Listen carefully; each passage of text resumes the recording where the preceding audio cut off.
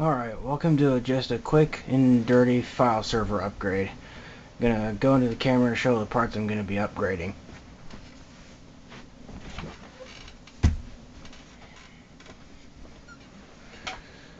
So, I'm going to be changing out the processor that's under here, under the Gamax 400 cooler, with this Ryzen 3 2200G processor that has 8 graphics processing cores built in.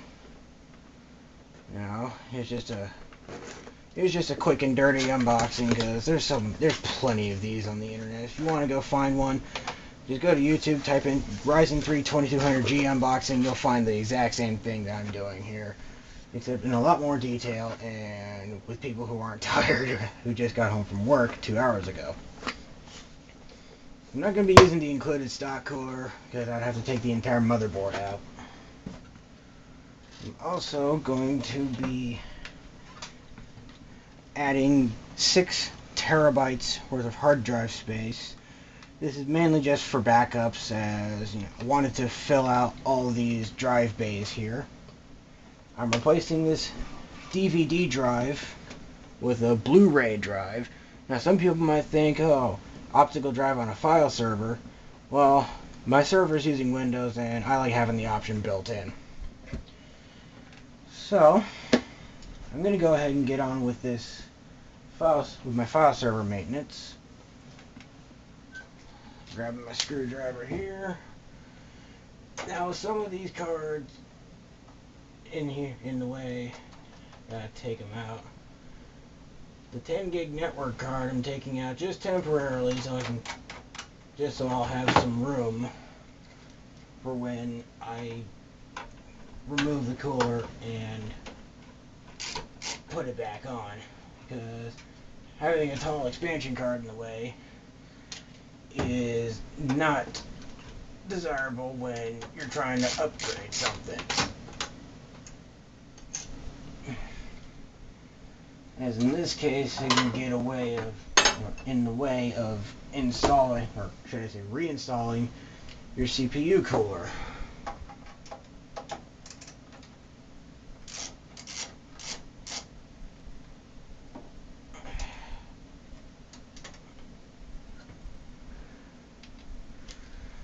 Now, one thing I didn't say is whenever you want to upgrade a processor, it's always a good thing to turn your power supply off at the toggle switch.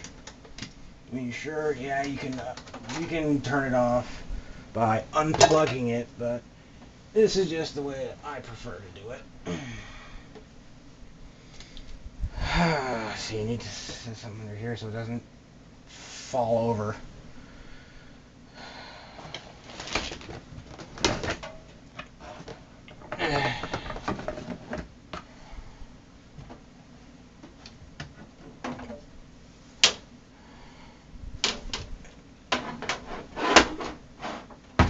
For now, I'll just use a hard drive. It's only a 160 gig. And no, I'm not putting a 160 gig hard drive into the server. That would be dumb. Why would I increase my capacity by only 160 gigs? That doesn't seem viable. No, when I rebuilt the server, I was originally intending to use that Radeon HD 3650 with a gig of GDDR2. That card no longer has supported drivers on the latest version of Win 10, so I scrapped it, and I replaced it with this Zotac GT710. It's a 1X video card with a gig of DDR3 on it. Served pretty well, but since I got the APU, I don't need it anymore. If I can remember.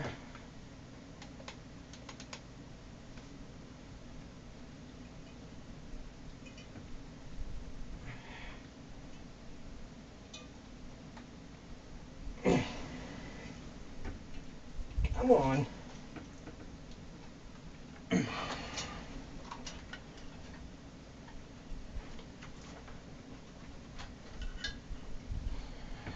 this side.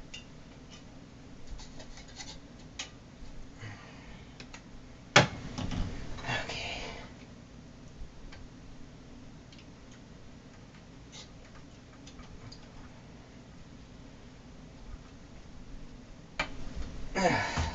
There. I only got the cooler off.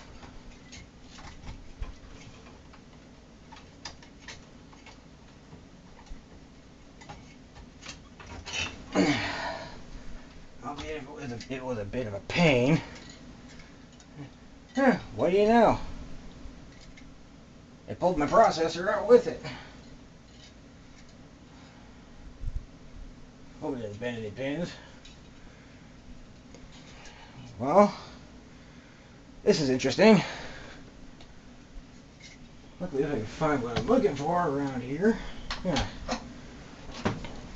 Yeah. What I am doing here, I do not recommend, but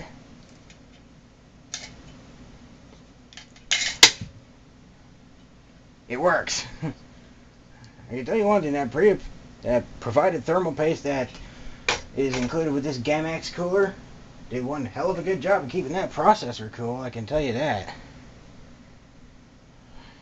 Yeah. So, the best way I've found, and I'm pretty sure everyone on YouTube knows this, the best way to remove thermal paste is with isopropyl rubbing alcohol. Here's the original chip that I used to build the server, or when I upgraded it. A Ryzen 5 1400.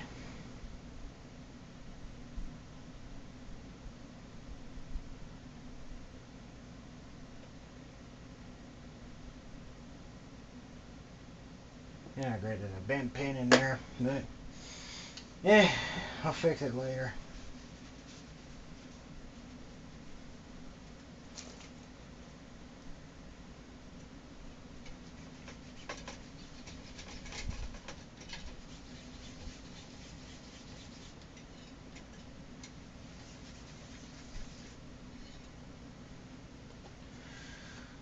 So, I'm going to install the processor.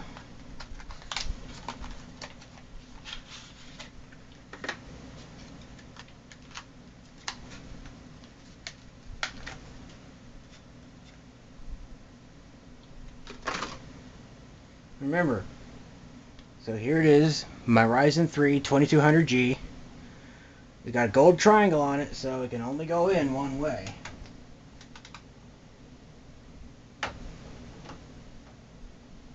Goes in it like that.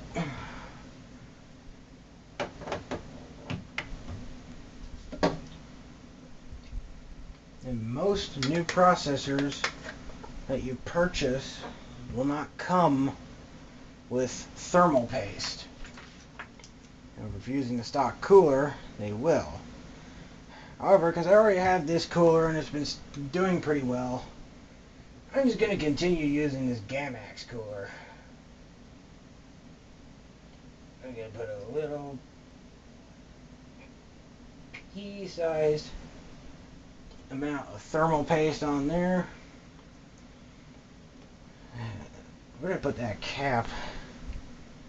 Alright, still in my pliers. Here's a tip to everyone. Don't make videos when you're tired, and especially when it's 12:45 in the morning. So, now, the tough part. Reinstalling this freaking cooler. What I'm gonna do,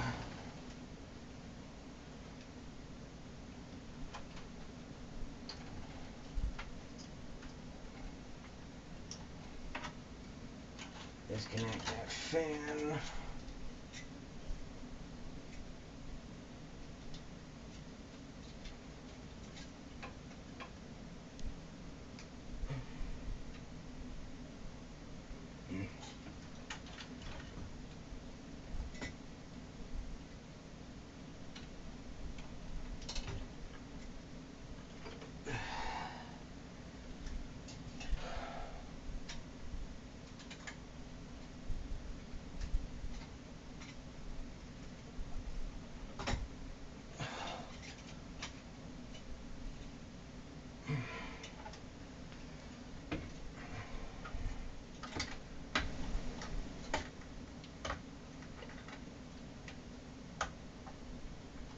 Okay. CPU cooler is on. Plug that into the processor fan. Header on the motherboard. Reconnect this fan back here.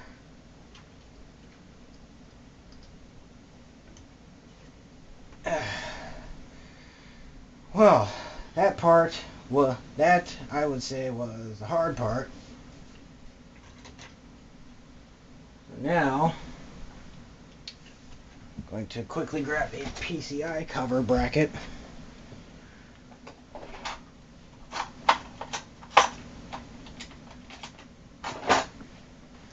To cover the slot where the GT710 was.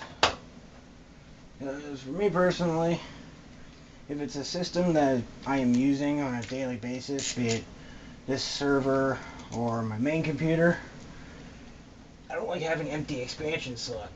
Or I don't like having expansion slots that are just wide freaking open. Thinking on my main computer, I'm running a USB 3 front panel cable out the back because there's a front panel place for USB 3. But aside from that, I'm going to be adding one additional card to this system.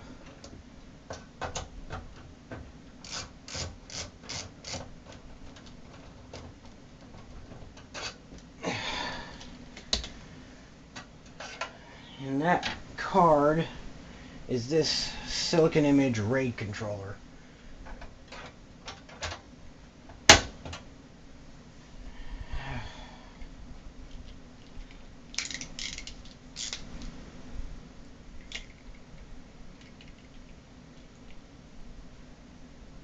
I'm only using this RAID controller as an HPA card.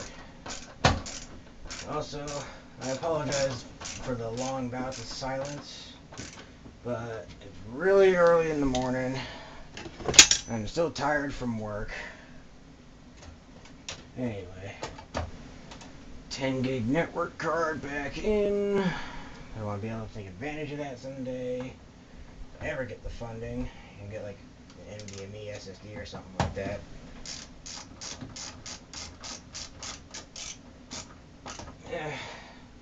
That is if NVMe SSDs ever come down in price.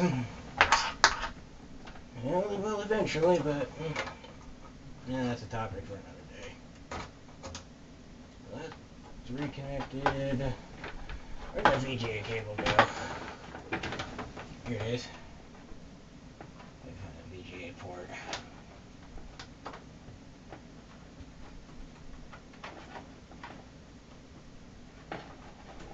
It's down here.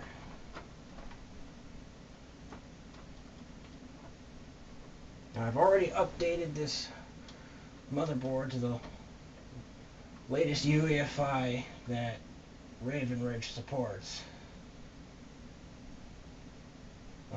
That supports Raven Ridge, which is the architecture of these CPUs.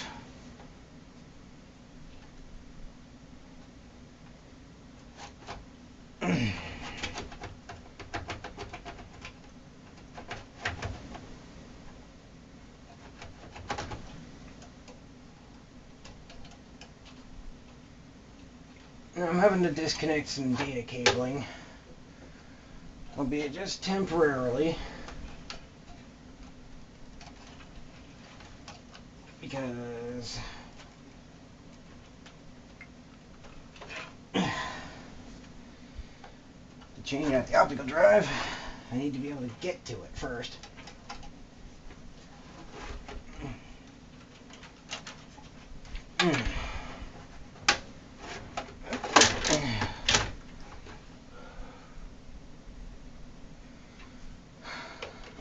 Thankfully, swapping an optical drive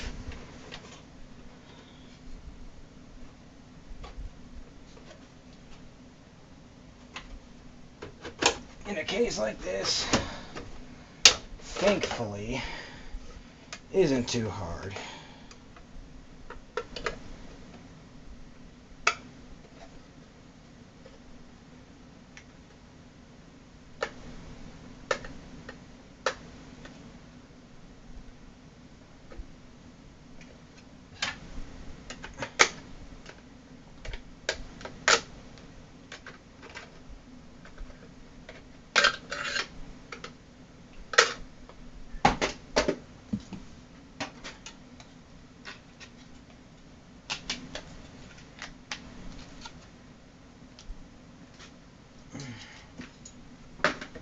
So, I'm just going to put these onto the Blu-ray drive now.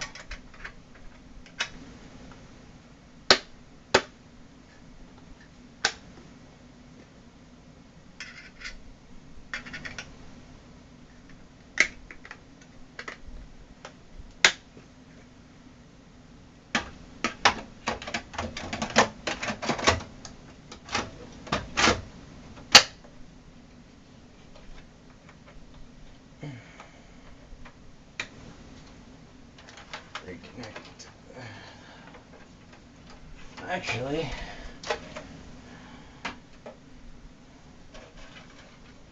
I need to take these two bottom bays out so I can slide this sucker in.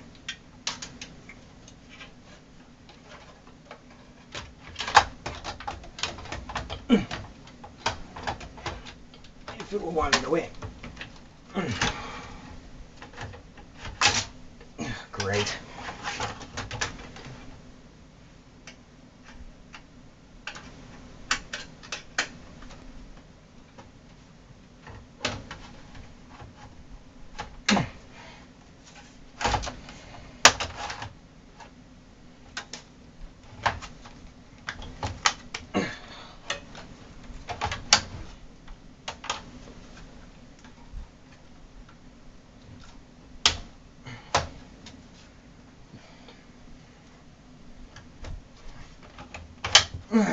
There, finally. Now I just need to rewire these drives. Thankfully, I already know what order they're in.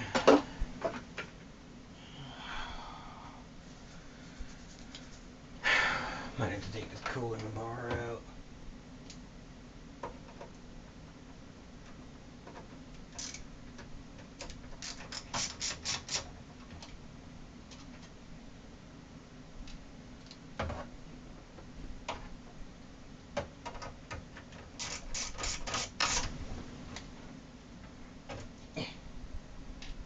Go. This on the inside.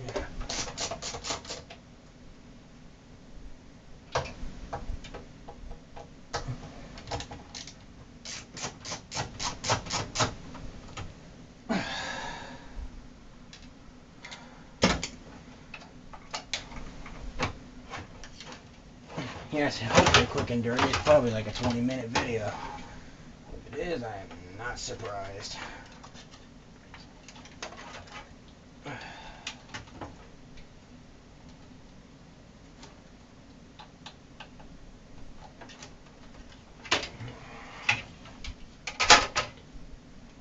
that out of the way, I can access the data ports on these drives in the cage.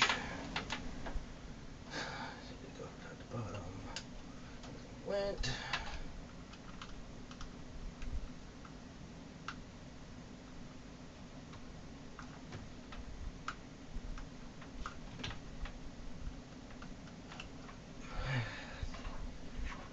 Three.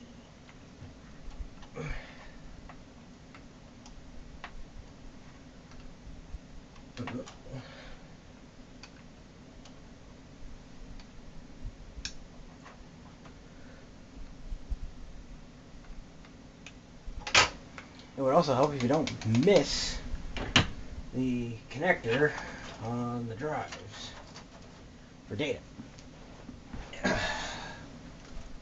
Let me see. Gotta find a power connector. Come on.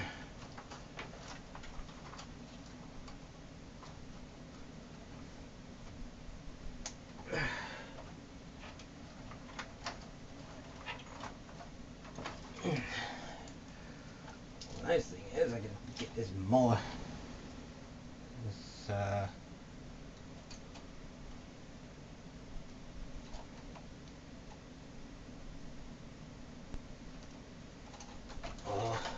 actually.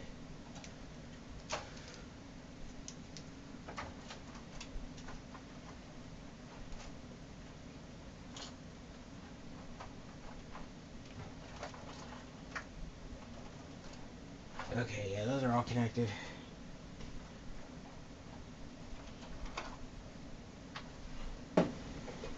Oh yeah, Molex adapters. And I have something else here. SATA power chain. Really helpful if you're connecting a lot of drives.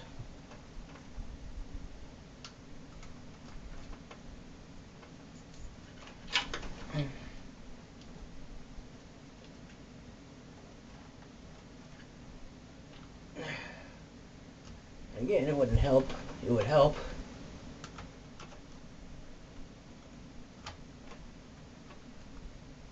if I wouldn't miss these connectors. And thankfully, I have another SATA power free.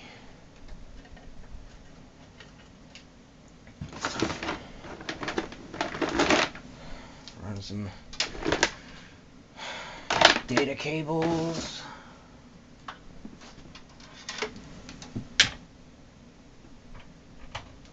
Because these drives are all the same capacity that I just put in.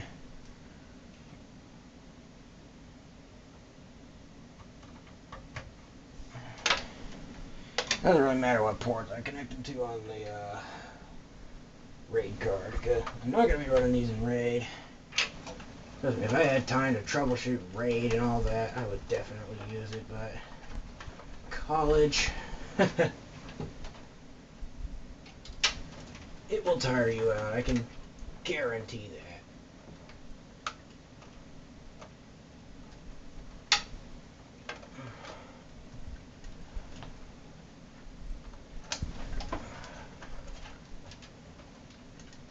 Well, actually, I think it'd be handy if I would plug in this bottom drive first.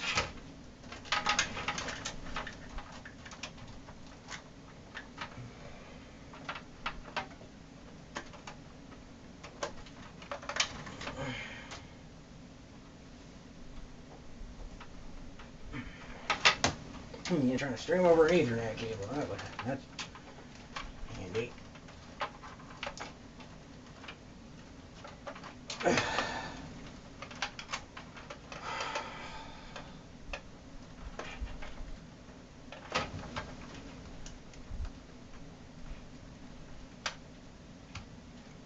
One connected.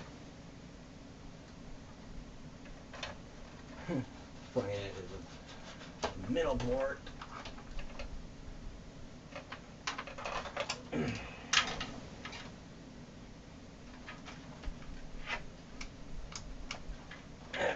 That port there.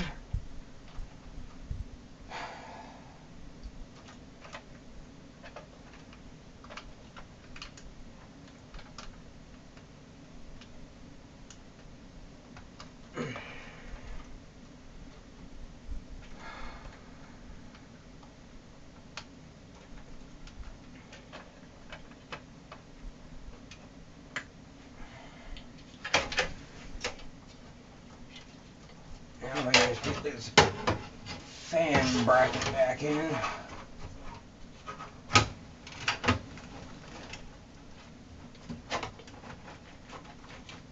That'd be dandy.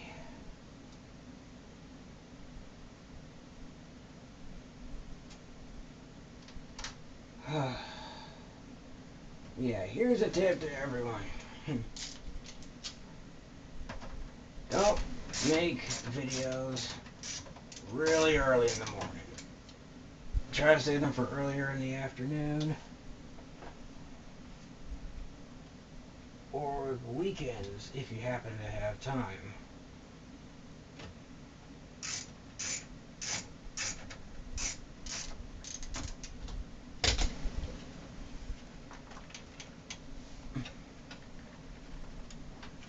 Crunching cables here, but I just want to get this done.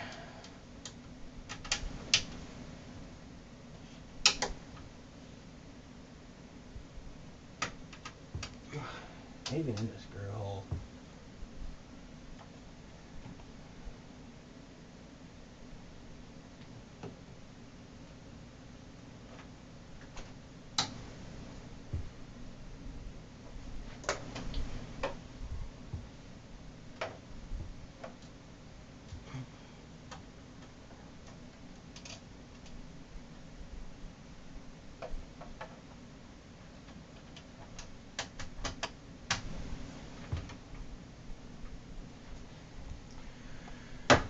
Well,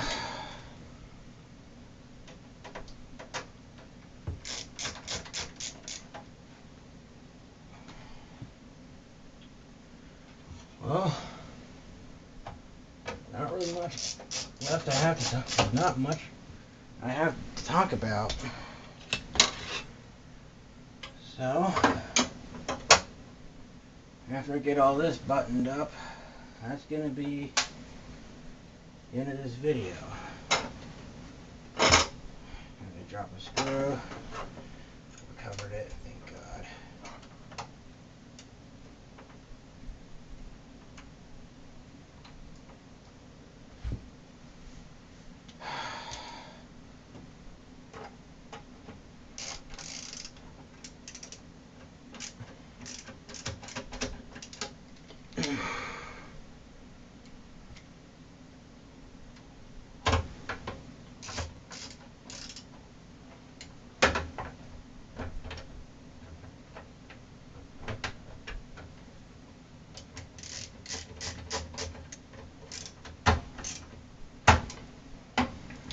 Well,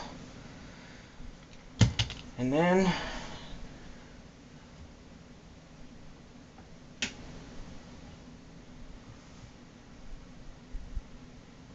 guess it's time for the moment of truth.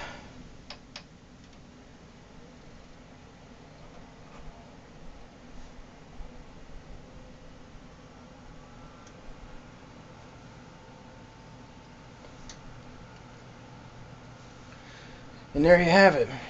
If you like this video, click the like button if you want, subscribe if you want, and I'll make the next video if I get some time to, or when classes allow, one of the two. Have a good one, and peace out.